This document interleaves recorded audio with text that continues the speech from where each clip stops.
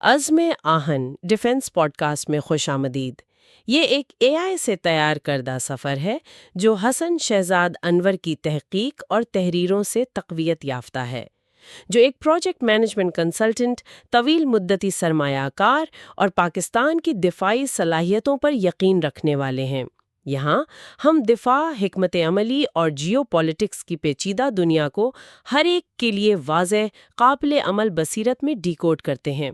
چاہے آپ تاریخ کے طالب علم ہوں، ایک پیشہ ور یا محض ایک محب وطن روح جو عالمی امور میں پاکستان کے کردار کے بارے میں متجسس ہے، ہمارا مشن سادہ مگر اہم ہے: آگاہی پیدا کرنا، مکالمے کو فروغ دینا اور آنے والی نسلوں کے لیے ایک مضبوط قومی دفاعی ذہنیت کی تشکیل کرنا۔ آئیے آج کی گفتگو کا آغاز کرتے ہیں، اور شروع کرنے سے پہلے ایک سوال ذہن میں آتا ہے: آپ اگلے عشرے میں پاکستان کے دفاع کو کیسے تیار ہوتا ہوا دیکھتے ہیں؟ تو آج ہم پاکستان اور افغانستان کے درمیان جو یہ حالیہ کشیدگی بڑھی ہے اس پر بات کر رہے ہیں۔ اکتوبر 2025 میں تو حالات کافی تیزی سے بگڑے۔ جی بالکل، خاص طور پر وہ جو 8 اکتوبر کو پاکستانی افواج پر حملہ ہوا، بڑا شدید حملہ تھا۔ 11 جوان شہید ہوئے، جن میں ایک میجر اور ایک لیفٹیننٹ کرنل رینک کے افسران بھی شامل تھے۔ جی، بہت افسوسناک واقعہ تھا، اور اس کے فوراً بعد 2 دن بعد ہی پاکستان کی طرف سے بھی رد عمل آیا۔ ہاں، 10 اکتوبر کو اطلاعات تو یہی ہیں کہ سرحد پار ننگرہار، پکتیکا اور کچھ اطلاعات کے مطابق کابل کے قریب بھی جو کالادم ٹی ٹی پی کے مبینہ ٹھکانے تھے ان پر ٹارگیٹڈ سٹرائکس کی گئیں۔ اچھا۔ لیکن یہ سمجھنا ضروری ہے کہ یہ سب اچانک نہیں ہوا۔ مطلب پاکستان تو پچھلے کوئی 5 سال سے، جب سے طالبان حکومت آئی ہے، مسلسل ان سے کہہ رہا تھا کہ ٹی ٹی پی والے آپ کے ہاں بیٹھے ہیں۔ یعنی قیادت وہی ہے، مفتی مور ولی، مسعود وغیرہ؟ جی بالکل، ان کی موجودگی اور وہاں سے پاکستان میں حملوں کی منصوبہ بندی، یہ شکایات مسلسل کی جا رہی تھی۔ اور افغان طالبان کا کیا رد عمل تھا ان شکایات پر؟ کیا وہ سنجیدہ نہیں لے رہے تھے؟ لگتا تو یہی ہے کہ یا تو وہ اسے زیادہ اہمیت نہیں دے رہے تھے، یا شاید ٹی ٹی پی کو مہمان کا درجہ دے کر کچھ کہہ نہیں پا رہے تھے۔ نتیجہ یہ نکلا کہ پاکستان کی تشویش بڑھتی چلی گئی۔ تو جب پاکستان نے یہ 10 اکتوبر والی کارروائی کی، پھر افغان طالبان کی طرف سے کیا ہوا؟ ان کی طرف سے بھی پھر جوابی حملے ہوئے، جو مغربی سرحد ہے ہماری، چترال سے لے کر چاغی تک مختلف جگہوں پر پاکستانی چوکیوں کو نشانہ بنایا گیا۔ سرحد پر جو باڑ لگی ہے اسے بھی نقصان پہنچانے کی کوشش کی گئی۔ لیکن سنا ہے پاکستانی افواج نے کافی سخت جواب دیا اس کا۔ جی، اطلاعات یہی ہیں کہ جواب بہت بھرپور تھا، یہاں تک کہ کچھ رپورٹس میں یہ بھی آیا کہ کوئی 21 کے قریب افغان سرحدی پوسٹوں پر پاکستانی فوج نے عارضی طور پر کنٹرول حاصل کیا، پھر بعد میں واپس آ گئے۔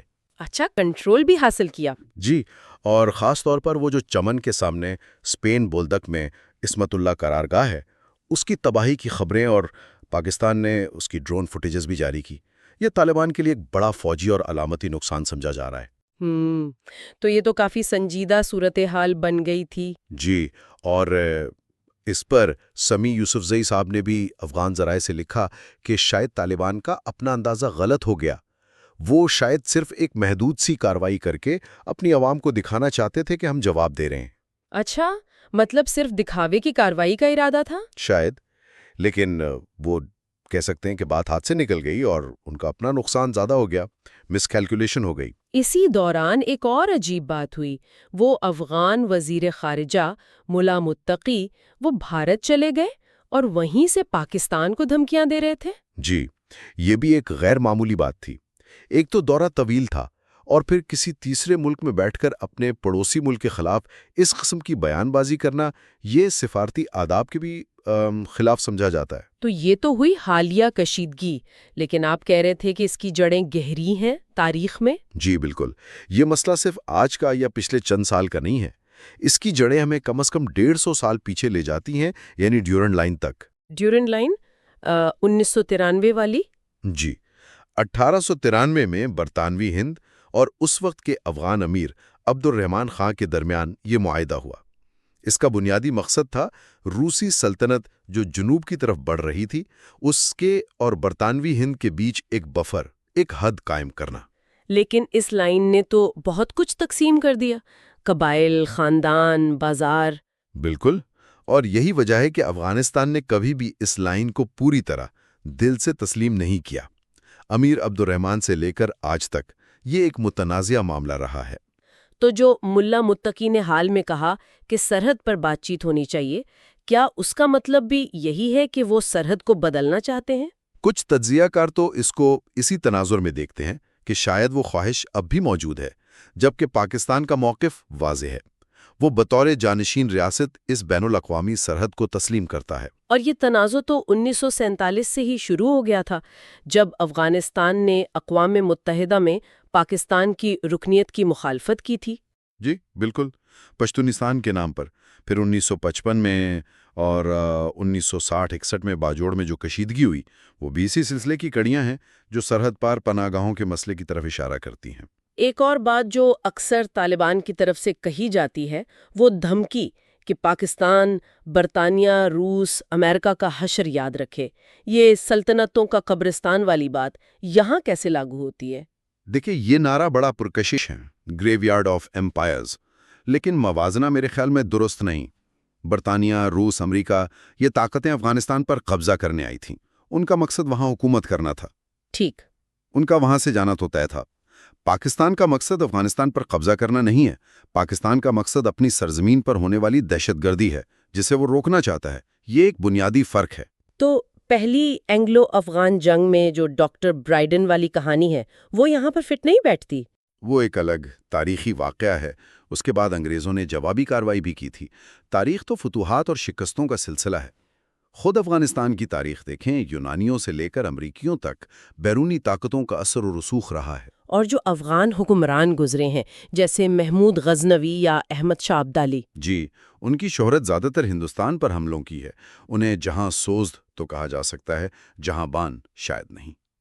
وہ پنجاب کی کہاوت آپ نے سنی ہوگی، ہاں، کھادا پیتا لائیڈا، باقی احمد شاہدہ۔ باقی احمد شاید، یعنی جو کھا پی لیا وہ اپنا، باقی تو احمد شاہ ابدالی آ کر لوٹ لے جائے گا۔ یہ اسی دور کی عکاسی ہے۔ لیکن یہ بھی تو ہے کہ بعد میں سکھ سلطنت نے مہاراجہ رنجیت سنگھ کے دور میں افغان درانیوں کو شکستیں بھی دیں۔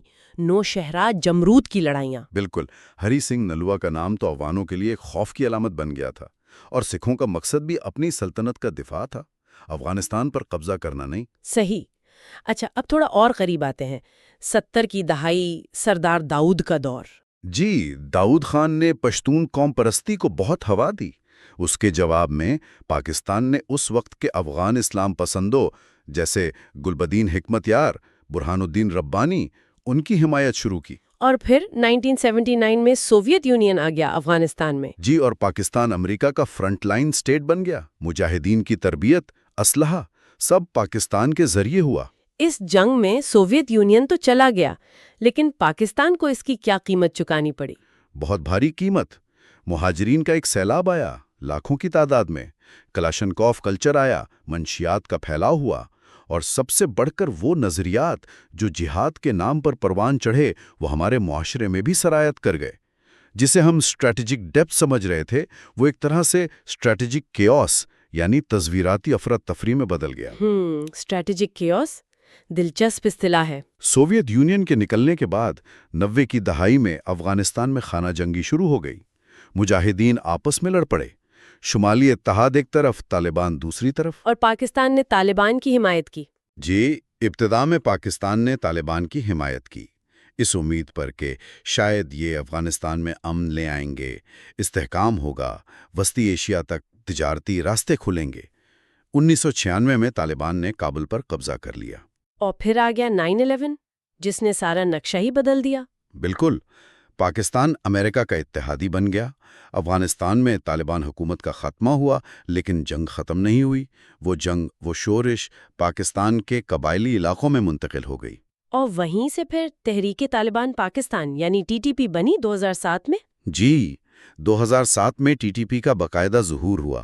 یہ نظریاتی طور پر افغان طالبان کے ساتھ تھے، لیکن ان کا ہدف، ان کی جنگ پاکستانی ریاست کے خلاف تھی، جس کے بعد پھر پاکستان کو بڑے فوجی آپریشن کرنے پڑے۔ راہ نجات، ضرب عضب، رد الفساد۔ تو مطلب کہانی پوری الٹ گئی۔ پہلے کابل اسلام آباد پر الزام لگاتا تھا، اب اسلام آباد کابل سے TTP کے خلاف کارروائی کا مطالبہ کرنے لگا۔ بالکل یہی ہوا۔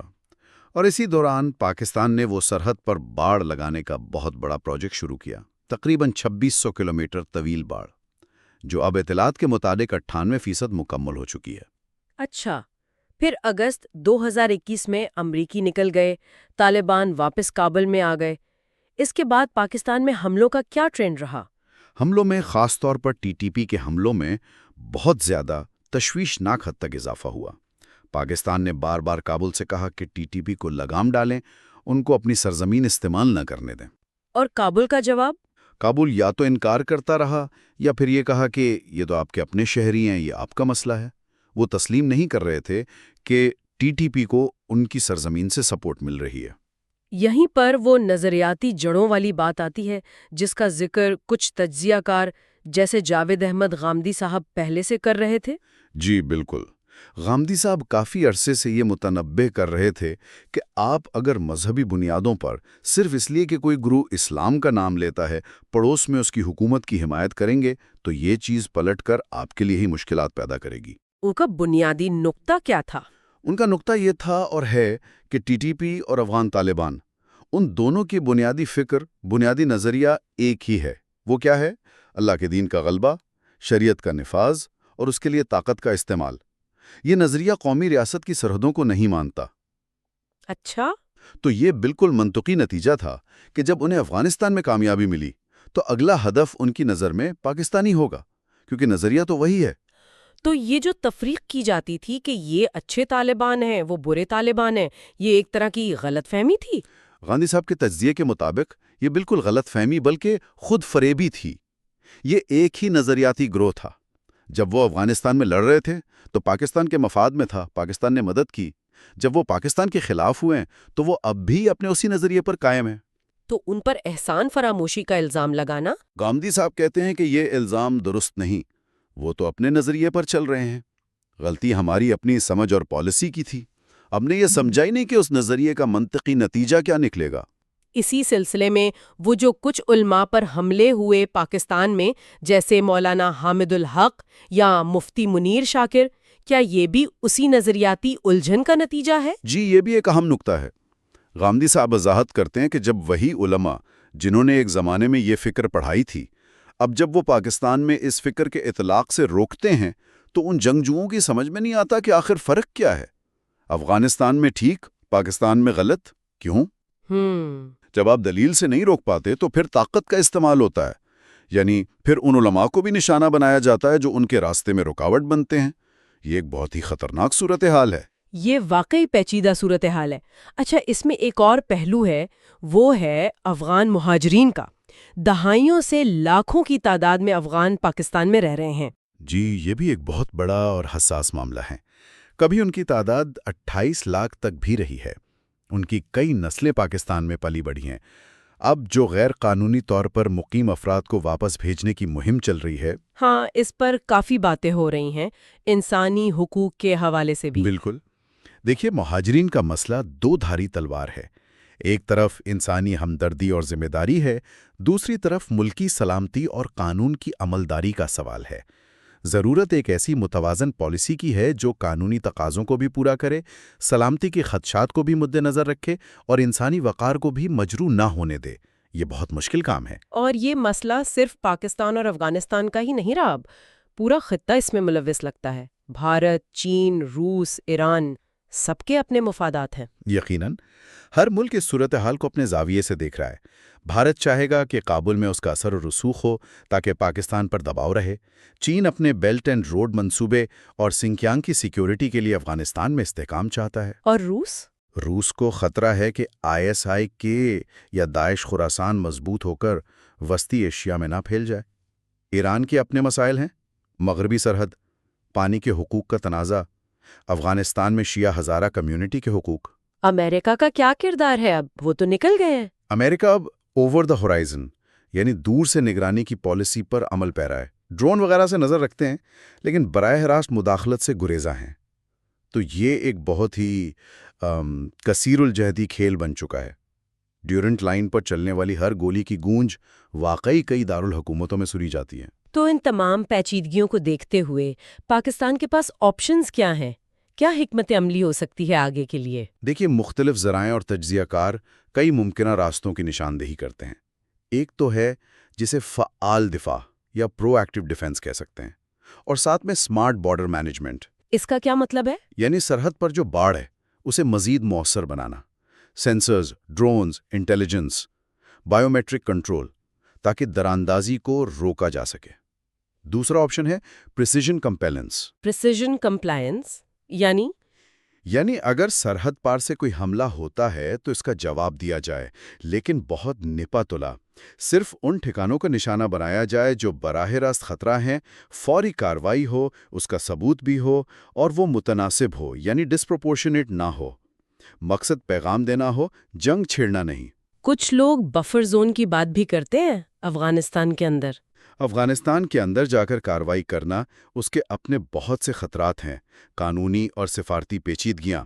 البتہ پاکستان اپنی سرحد کے اندر ایک طرح کی دفاعی پٹی یا ڈیپتھ ضرور قائم کر سکتا ہے جہاں نگرانی اور دفاع بہت مضبوط ہو۔ سفارتکاری کا کتنا کردار ہو سکتا ہے؟ سفارتکاری بہت اہم ہے۔ جیسا ہم نے ذکر کیا، چین، خلیجی ممالک، امریکہ، روس، ایران، ان سب کے افغانستان میں کچھ نہ کچھ مفادات ہیں۔ پاکستان ان ممالک سے مل کر کابل پر دباؤ ڈال سکتا ہے کہ وہ TTP کے خلاف ٹھوس کارروائی کرے۔ امداد یا تجارت کو انسداد دہشت گردی کے اقدامات سے جوڑا رہ سکتا ہے۔ اور مہاجرین پالیسی اور اندرونی سیکیورٹی؟ مہاجرین کے معاملے میں ایک واضح، شفاف پالیسی جس میں قانونی اور غیر قانونی افراد میں فرق ہو اور واپسی کا عمل باوقار طریقے سے ہو۔ اور اندرونی طور پر شہروں کی سیکیورٹی، ٹیرر فنانسنگ کی روک تھام، انٹیلیجنس نیٹ ورک کو مضبوط کرنا، یہ سب انتہائی ضروری ہیں۔ اس سارے عمل میں یہ جو کشیدگی کی سیڑھی یا ایسکیلیشن لیڈر کی بات ہوتی ہے، اس کا خیال رکھنا کتنا اہم ہے؟ یہ بہت ہی اہم ہے۔ ہر قدم جو اٹھایا جائے وہ سوچا سمجھا ہو، اس کے نتائج کا اندازہ ہو، اور کوشش ہو کہ وہ قابل واپسی ہو۔ یعنی ایسا نہ ہو کہ آپ ایک قدم اٹھائیں اور پھر واپسی کا راستہ ہی نہ رہے۔ بے مقصد کشیدگی بڑھانا طاقت نہیں بلکہ انارکی کی علامت ہے۔ تو ممکنہ منظرنامے کیا ہو سکتے ہیں؟ محدود جھڑپیں جاری رہیں گی یا بات بڑھ سکتی ہے؟ تینوں امکانات ہیں۔ ہو سکتا ہے کہ محدود جھڑپیں جیسے ابھی ہوئی وقفے سے ہوتی رہیں۔ دوسرا امکان ہے کہ خدا نخواستہ کشیدگی بہت بڑھ جائے جو کسی کے مفاد میں نہیں۔ اور تیسرا اور شاید سب سے بہتر یہ کہ کسی تیسرے فریق جیسے چین یا قطر کی ثالثی سے بات چیت کے ذریعے مسائل کو حل کرنے کی کوشش کی جائے، یعنی ڈی ایسکیلیشن ہو۔ تو اگر ہم لبے لباب پر آئیں تو بنیادی مسئلہ علاقے کا نہیں بلکہ اعتماد کا ہے، ایک دوسرے سے خوف کا ہے۔ جی بالکل، اصل مسئلہ اعتماد کا فقدان اور خطرے کا تاثر ہے۔ افغانستان کو لگتا ہے کہ اسے گھیرا جا رہا ہے، پاکستان کو اپنی سرزمین پر حملوں کا خوف ہے، اور دونوں ممالک میں جو اندرونی سیاسی اور معاشی عدم استحکام ہے وہ ان مسائل کو اور بڑھا دیتا ہے۔ اس کا فائدہ پھر عسکریت پسند اور بیرونی طاقتیں اٹھاتی ہیں۔ اس صورتحال میں جو غامدی صاحب جیسے لوگ تجویز کرتے ہیں کہ پاکستان کو اپنی ماضی کی پالیسیوں کا ازر نو جائزہ لینا چاہیے، غلطیوں کو تسلیم کرنا چاہیے، کیا یہ ممکن ہے؟ دیکھیے، ماضی کا تجزیہ کرنا اور غلطیوں سے سیکھنا تو ہمیشہ ضروری ہوتا ہے۔ برملا اعتراف شاید مشکل ہو، لیکن پالیسی کی سمت درست کرنا تو ممکن ہے۔ غامدی صاحب کا زور اسی بات پر ہے کہ مستقبل کی خارجہ پالیسی اصولوں پر مبنی ہونی چاہیے۔ بین الاقوامی قانون، انسانی حقوق، جمہوری اقدار کی حمایت، چاہے وہ افغانستان ہو یا کوئی اور ملک، اور مذہب کی درست تعبیر کو فروغ دینا چاہیے۔ یہ ایک طویل مدتی حل لگتا ہے۔ جی، یہ طویل مدتی ہے۔ فوری طور پر تو عملی سیکیورٹی اور سفارتی اقدامات ہی کرنے ہوں گے، لیکن پائیدار امن کے لیے شاید رویوں اور سوچ میں تبدیلی ضروری ہے۔ فیصل وڑائچ صاحب نے اپنی ایک گفتگو میں وہ مرغے والی تمثیل سنائی تھی۔ ہاں، وہ جو سمجھتا تھا سورج اس کی بانگ سے نکلتا ہے۔ جی، اور جب بادل آئے تو وہ غیرت میں آ کر بادلوں میں بھی بانگیں دیتا رہا اور مارا گیا۔ سبق یہ تھا کہ اصل غیرت جذباتی نعرے بازی میں نہیں بلکہ ایک اچھا، محفوظ، خوشحال معاشرہ اور ملک بنانے میں ہے، جہاں لوگ باہر سے آنا چاہیں، یہاں سے جانا نہ چاہیں۔ اور یہ بات شاید پاکستان اور افغانستان دونوں کے لیے اہم ہے۔ بالکل، دونوں کے لیے۔ اور یہ ہمیں آج کے آخری غور طلب نقطے پر لاتا ہے۔ کیا اصل چیلنج صرف سرحدوں کو محفوظ بنانا ہے یا اس سوچ اور نظریے کو بدلنا ہے جو سرحد پار تشدد کو جواز فراہم کرتا ہے؟